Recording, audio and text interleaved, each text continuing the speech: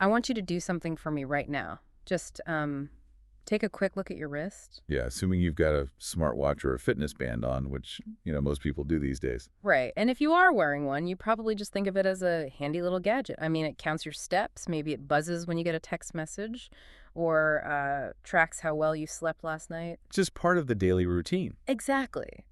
But the technology packed inside that tiny piece of glass and metal, it's actually now capable of predicting heart failure before you even feel a single symptom. Which is a profound shift, really, in how we think about human biology. It's massive. Because we are moving away from episodic clinical detection, which basically means waiting until you feel terrible to go to the doctor. Yeah. And we are stepping into this whole new era of continuous, invisible physiological monitoring. And that shift, that's exactly the mission of our deep dive today. We are looking at a truly incredible stack of research for this one. We really are. The data here is just fascinating.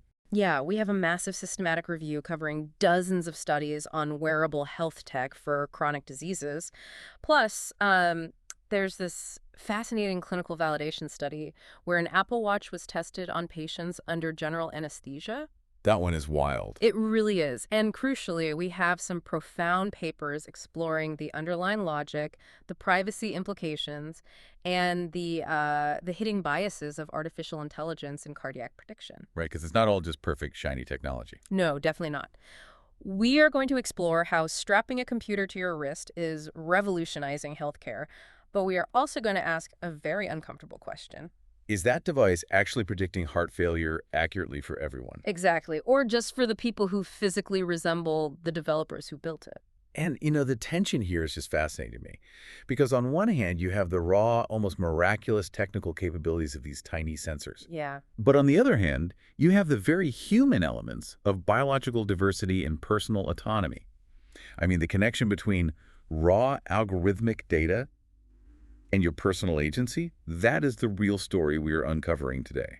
So to even begin to understand those biases, we kind of have to start by grasping just how powerful these everyday devices have actually become. Right. We have to establish a baseline. Yeah. And based on the systematic review we are looking at, which analyzed 61 different articles, a massive 64% of all wearable health monitoring devices used in these clinical studies are simply bands. Just bands on your wrist. Right. We are talking about regular consumer smartwatches and wristbands, the kind you can literally go buy at any electronics store today. They aren't, esoteric pieces of multi-million-dollar sci-fi lab equipment. No, not at all.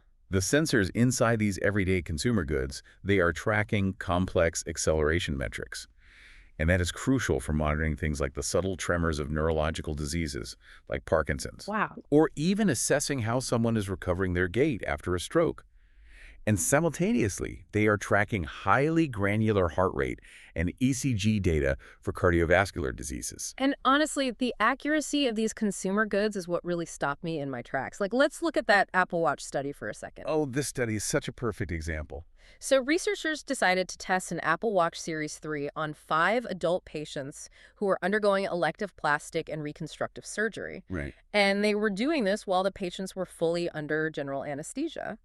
They compared the heart rate readings from the watch on the patient's wrist directly to a gold standard clinical lead-2 ECG machine in the actual hospital. And you have to remember, the operating room is arguably the ultimate stress test for any piece of commercial monitoring equipment. Why is that? I mean, it seems like a controlled environment. Well, think about what is actually happening in an OR.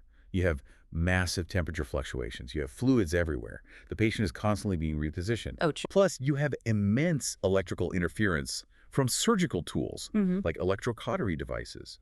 It is just an incredibly noisy, demanding environment for a tiny sensor to try and pick up a faint biological signal. Right. And despite all of that chaos, the watch performed basically flawlessly. It's pretty amazing. They took readings every few seconds, carefully matching the Apple Watch data points with the massive hospital ECG data points. And out of 12,214 matched pairs, guess how many readings fell outside the American National Standards Institute's acceptable error bounds? Just 3. Just 3 tiny anomalies out of over 1,000 readings. The mean difference between this commercial watch and the hospital-grade ECG was 0.60 beats per minute. So statistically speaking, they were completely identical. Exactly. And if we pull back, and look at the global health implications of that number, Mhm. it really changes the entire landscape of medicine. How's- Well, the researchers explicitly point out that because you have clinical-grade accuracy in a portable, relatively low-cost device, these smartwatches could literally act as mobile health systems for refugees in resource-poor settings. Oh, wow, yeah.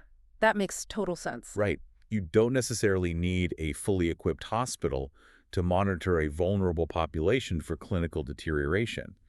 Not if the patient is wearing a highly accurate monitor that basically never needs to sleep. And that concept right there of a monitor that never sleeps, it makes me think of how medicine itself is fundamentally changing. Oh, absolutely. Because traditional medicine is basically like looking at a single snapshot of your health. It is taken once a year in a doctor's office. You go in, you sit on that crinkly paper, they check your blood pressure, listen to your heart for 30 seconds. Take the snapshot. Yeah, take the snapshot and just hope it accurately represents your overall health for the other 364 days of the year. Right, which is a big assumption. Exactly. But wearables, they are turning healthcare into a 247 continuous documentary film of your physiology. That is a great way to put it. In health data science, we actually refer to this as the datafication of health. The datafication of health. Yeah. Your biology is being translated into a continuous, unbroken stream of digital information. And the reason that documentary film is so much more valuable than the annual snapshot is that it establishes a personalized biological baseline. Meaning it knows what's normal for me specifically. Exactly.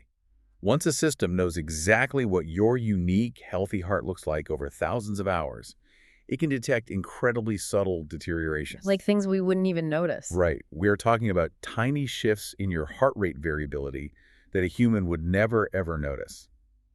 But they signal a catastrophic event like a sudden cardiac arrest is brewing days in advance. Okay, but collecting all that pristine, continuous data, it leads us directly to a massive bottleneck that the research talks about. The interpretation problem. Yeah. Raw data, no matter how accurate it is in the operating room, is essentially just an endless spreadsheet of numbers. It's just noise without context. Right.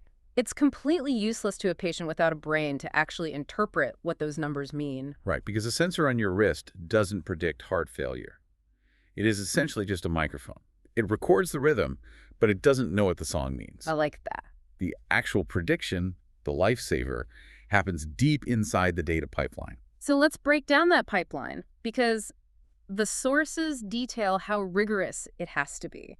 The sensors collect the raw data, but, life is messy. Very messy. If you are running to catch a bus and swinging your arms wildly, or if the watch slips down your sweaty wrist, the sensor gets flooded with noise. Right. The signal gets corrupted. So the system has to clean that data before it can be analyzed. Yeah. And the researchers talk about using tools like Kalman filters to smooth out the anomalies. And a Kalman filter is just a fascinating mathematical tool. Yeah.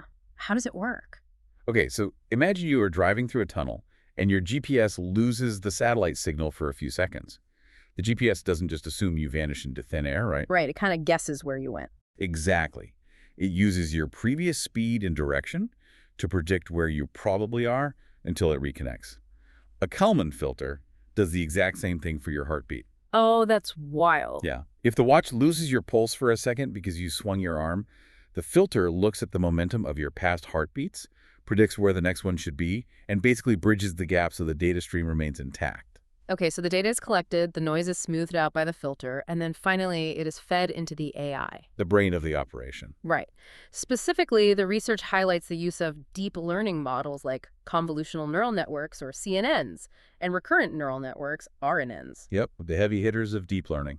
Now, I always associate CNNs with, the AI that recognizes a picture of a cat on the internet. How on earth does an image recognition AI process a heartbeat? I know, it sounds totally counterintuitive, but CNNs are remarkably adept at processing what we call time series data. Time series data. Yeah, think of a heartbeat printed out on graph paper. It has a very distinct physical shape, right? Peaks and valleys. Oh, I see. A CNN can look at the physical contour of a single heartbeat wave and instantly recognize if it is deformed, much like it recognizes the shape of a cat's ear in a photo. That is incredible. And what about the other one, the RNN? Right, so recurrent neural networks, they have a built-in sort of memory. Yeah. While the CNN looks at the shape of one individual beat, the RNN looks at the distance between thousands of beats over the course of, say, an afternoon. Okay, so tracking the broader rhythm. Exactly. It tracks how the rhythm is changing over time to spot long-term arrhythmias. And putting those two AI models together yields incredibly tangible results. The literature points to the INLINK-HF multi-center study. A very important study. Yeah, that study proved that continuous monitoring analytics can actually predict heart failure hospitalization. The AI spots longitudinal trends and asymptomatic episodes of atrial fibrillation. Which are extremely dangerous. Right, they're dangerous rhythm disturbances that you might not even feel in your chest. But the AI sees them as a giant red flag that a major cardiac event is imminent. The machine is finding the signal in the noise. A human clinician, no matter how skilled they are, could never spot those microtrends just by looking at a raw spreadsheet of a million heartbeats. Okay, but I am going to push back on that a bit. Sure. If the AI is so incredibly smart at recognizing these patterns, and the Apple Watch is practically as accurate as a hospital ECG machine, why do our sources explicitly warn that wearables should not replace conventional medical exams? It's a fair question. Right. Why can't I just cancel my physical and let the watch be my doctor? Well, because there is a vast clinical distinction between a warning sign and a definitive diagnosis. These devices, as advanced as they are currently classified as excellent screening and supportive tools. Supportive being the key word there. Exactly. They lack the evidentiary strength and the overall contextual awareness to be standalone diagnostics for complex conditions. So they're the early warning system. They are the smoke detector in the hallway. That is the perfect analogy. Yeah. The watch is the smoke detector. It alerts you that the house might be getting hot. But you still need the fire department, meaning the human clinician, to show up, assess the entire situation, integrate other complex parameters like your blood pressure, your family history, your blood chemistry, and then figure out exactly which wire in the wall is short-circuiting. Okay, I follow that, but if these tools are only supportive because they are imperfect and lack context, we kind of have to ask a really uncomfortable question. We do. If the smoke detector is flawed, whose house is burning down, like who exactly are these algorithms failing? And this is where the architecture of these systems is brought under intense scrutiny in the research. We have to look at the dark side of the data. The sources outline something called systemic biological discrimination. And it essentially happens when society mistakes the technical sophistication of a wearable for universal clinical utility. We assume that because it's a shiny, expensive, advanced piece of tech, it must work perfectly for every single human being on Earth. Right. And that assumption is incredibly dangerous. The research reveals that this discrimination manifests in two very distinct ways: algorithmic bias, which is baked into the software, and physical barrier bias, which is built into the actual hardware on your wrist. It's a two-front problem. Yeah. Let's start with the software side, the data bias. Those brilliant AI algorithms we just talked about, the CNNs and RNNs, they aren't born smart. No, they have to learn. They have to be trained on massive amounts of data to learn what a normal heart looks like. But the researchers point out a glaring flaw. They are often trained on highly homogeneous data. Which is a huge issue in clinical trials generally. Exactly.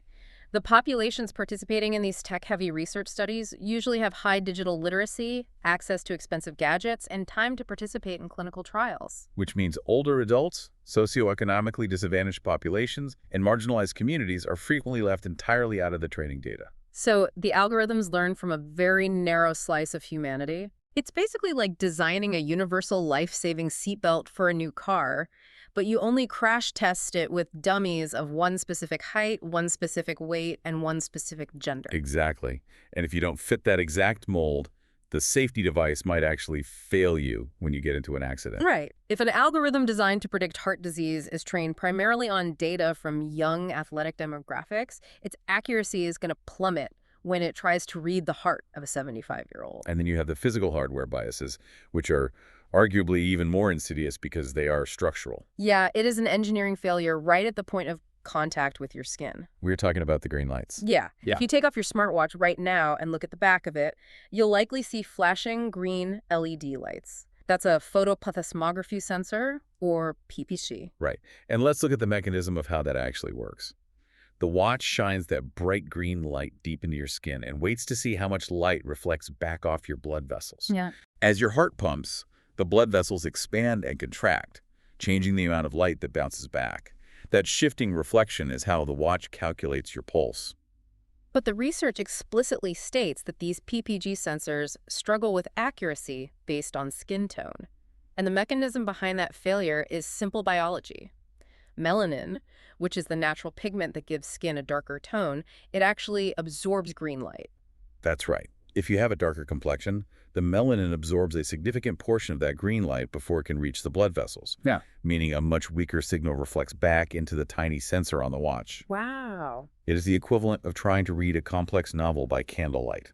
The sensor is squinting, and when the sensor can't see clearly, it forces the algorithm to guess. And it's not just skin tone either. The sources note that high hair density on your arm can physically block the light. Yes. Even peripheral perfusion disorders, which are conditions that affect how much blood flows to your extremities, can severely reduce the accuracy of the device. If your hands are always cold, your watch might be getting terrible data. And we really need to ground this in the real-world stakes, because this isn't just an academic engineering problem. Right, this impacts real lives. We aren't talking about a minor glitch where your watch misses a few steps on your morning walk and you don't hit your daily goal. When an AI system is integrated into actual healthcare decisions, bias leads to severe consequences. Like what? Well, imagine the panic of getting an alert on your phone that your heart is failing. You rush to the emergency room, you undergo stressful tests, you rack up thousands of dollars in medical bills. Only to find out your watch was just confused by a combination of your skin tone and a software update. Exactly. Or look at the reverse scenario. Oh. What if your watch tells you your heart is fine, so you ignore a very real physical symptom like chest pain? Because people have a tendency to blindly trust machines. We assume the computer just knows best. Right.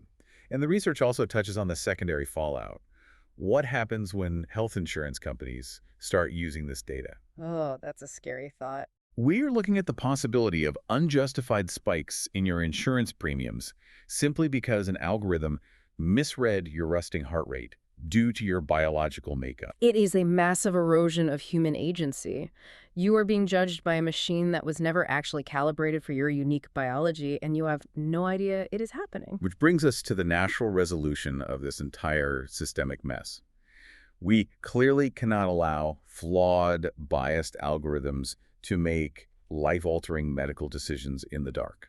We have to force these systems into the light. And in the realm of computer science, that requires opening the black box. Deep learning models are notoriously opaque. You feed the raw heartbeats in, the neural network does literally millions of microcalculations, and it spits an answer out. It says heart failure imminent. Right. But even the developers who wrote the code don't always know exactly the pathway it took to arrive at that specific conclusion. Which is fundamentally unacceptable in a clinical setting. A doctor cannot treat a patient based on a hunch from a robot. Yeah, that makes sense. The solution outlined in the literature is XAI, or explainable AI. If a wearable device predicts an impending cardiac event, it is not enough for the screen to just flash red. Clinicians and the patients themselves must understand the biological basis for that alert to ensure trust. So instead of just a flashing red light, the system needs to say something like, I am alerting you because your heart rate variability dropped by 12% over the last 48 hours, and I noticed an irregular rhythm pattern while you were sleeping. Yes, that transparency bridges the gap between machine intelligence and human trust. And what the sources make very clear is that this kind of transparency is no longer just an ethical nice-to-have. Not anymore, no. Under modern regulatory frameworks like the GDPR, the UK Data Protection Act, and the EU AI Act, transparency is a structural and legal obligation. It's the law. Right. Article 13 through 15 of the GDPR actually compels data controllers to provide individuals with meaningful information about the underlying logic involved in automated decision-making. You have a legal right to know why the machine diagnosed you. And the researchers cite a really fascinating real-world example of this working beautifully in practice. Oh yeah, the DeepMind study. Right. Google DeepMind created an AI for detecting diabetic retinopathy in eye scans. The project was a massive success precisely because the algorithms were designed from the ground up to be transparent. They didn't just spit out a diagnosis. No, the AI physically highlighted the exact features in the eye scans that led to its conclusion. It showed its work. Wow. That allowed the human doctors to understand and trust the logic, rather than just blindly following orders. But let me challenge this concept as it applies to our wrists for a second. Go ahead. Is true transparency actually possible with these wearables? I mean, neural networks are literally built to mimic the human brain, which is inherently mysterious and complex. How do you practically audit a thought process inside a machine that is processing thousands of heartbeats a minute across millions of users? It is a massive engineering hurdle, no doubt about it. But algorithmic transparency in this context isn't necessarily about perfectly mapping every single digital synapse in the neural network. Because that might be impossible. Right. Instead, it is about embedding traceability and accountability throughout the entire data pipeline. So you start at the very beginning, from the very first heartbeat it Ah, records. exactly that. Traceability starts with diverse, multi-ethnic data collection.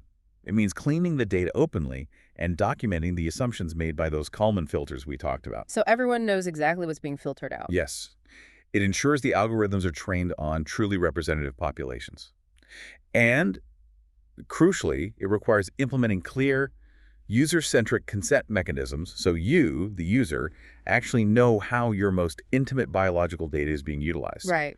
It's about designing AI where fairness and inclusivity are the core goals from day one. Not just, post hoc Band-Aid slapped onto the software after a bias scandal hits the evening news. Well, we have covered some incredible ground today. We started by looking at the operating room, proving that the consumer tech on our wrists has astonishing clinical accuracy, capable of matching gold standard hospital ECGs. It's truly a marvel. We broke down the data pipeline, exploring the deep learning brains, the CNNs and RNNs, that process our continuous time series data to predict catastrophic heart failure before it happens. But we also uncovered the deeply unsettling reality of biological discrimination. Yeah, that was heavy.